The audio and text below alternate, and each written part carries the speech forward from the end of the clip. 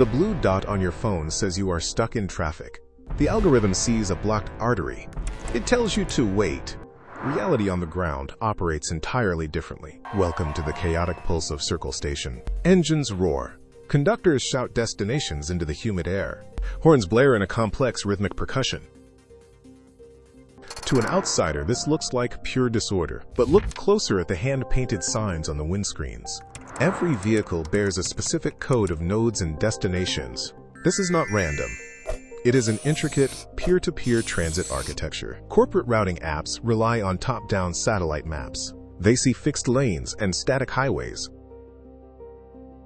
Accra's Trotro network operates on fluid human consensus. Drivers communicate lane changes through flicked indicators and shared glances. Routes mutate instantly when a pothole opens or a market swells. No server updates required. No software patches. The naming system itself acts as a decentralized routing protocol. By encoding destination, fare tier, and transfer points into a single phrase, passengers instantly compute their journey without a central database. This is a masterpiece of organic urban engineering, a transit grid that outsmarts corporate GPS through pure collective intelligence.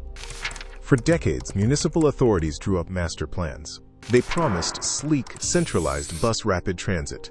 The multi-million-dollar terminals were constructed, yet commuters kept walking past the gleaming turnstiles.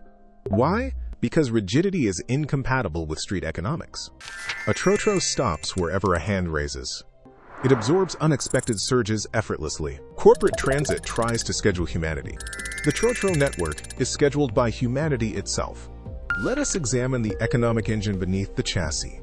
Every vehicle is independently owned and operated. There is no conglomerate skimming profits from a distant headquarters. Fares circulate immediately back into local spare part shops. Mechanics, fuel attendants, and food vendors all plug into the grid.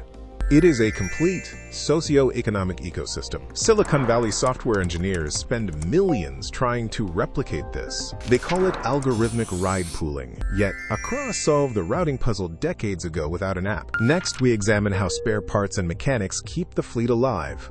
No authorized service centers exist for these vintage vans. Improvisation is the ultimate engineering standard. To understand where these routes go, you must understand where Accra has been. Routes were not planned by civil engineers in offices. They were forged by the daily migration of workers. When a new neighborhood sprouted, the route simply extended. The name of the route became the name of the place. This is oral geography in action. Digital maps are snapshots. They freeze the city in time. But the Trotro network is a living, breathing organism. When a new landmark rises, the route updates overnight. It is consensus-based navigation. If the drivers say the route has changed, it has changed. No committee vote, no public hearing, just the collective wisdom of thousands of operators. This is what resilience looks like. It survives because it belongs to everyone, and because it is never, ever finished.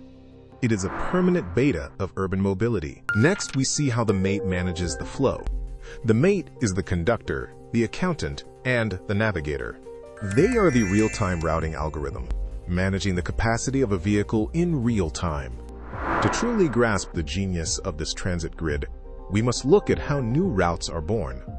When a new market opens or a residential zone expands overnight, no municipal committee meets to approve a bus stop. Instead, the drivers simply establish a new terminal organically. Passengers learn the new route name within 24 hours. Oral tradition is the ultimate operating system. Compare this with rigid corporate transit models. When a corporate bus breaks down, the entire schedule collapses. When a Trotro encounters trouble, passengers seamlessly step into the vehicle immediately behind. Zero downtime. Zero wasted minutes. This redundancy is engineered into every single layer of the culture. Urban planners from London, New York, and Tokyo are finally taking notes. They are discovering that top-down infrastructure cannot compete with bottom-up grit. Because when a city belongs to everyone, everyone helps drive it forward. The economics of a Trotro route are far more complex than a simple flat fare. Pricing is not static. It is a living negotiation between driver and market demand. When fuel prices spike, the syndicate adjusts the fare tier across the entire network. This is not price gouging. It is survival-based equilibrium. Drivers operate within a cooperative syndicate structure. They manage the queue flow to prevent oversaturation of routes. If one route is quiet, the syndicate redirects vehicles to a high-demand node.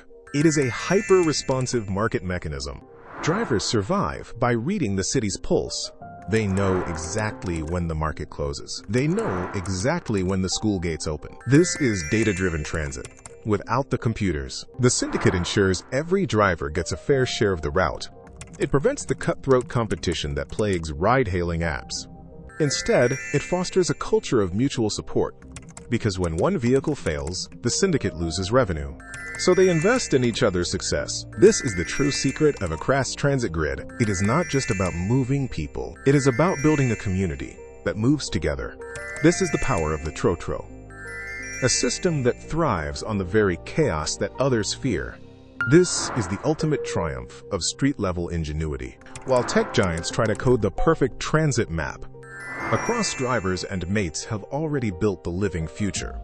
A system powered not by venture capital or government subsidies, but by mutual trust, shared risk, and oral tradition. Every hand-painted sign is a vote of confidence in collective movement. Every syndicate coordinator is an architect of urban flow. They prove that complexity does not require centralization. The next time you navigate a congested city, remember the informal genius humming beneath the asphalt. It is decentralized genius in motion, a living proof that the streets will always find a way. And that is why Accra's Trotro grid remains unbeatable.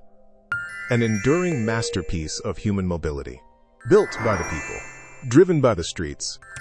A truly decentralized transit marvel. Resilient, adaptable, and forever in motion.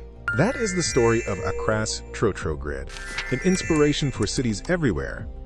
That is how the streets win. So what is the final verdict on the Trotro transit grid? It is a masterclass in grassroots urban engineering.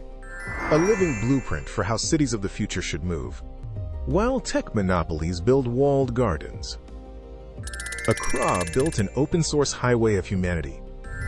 Every hand-painted sign is a line of code written by the street.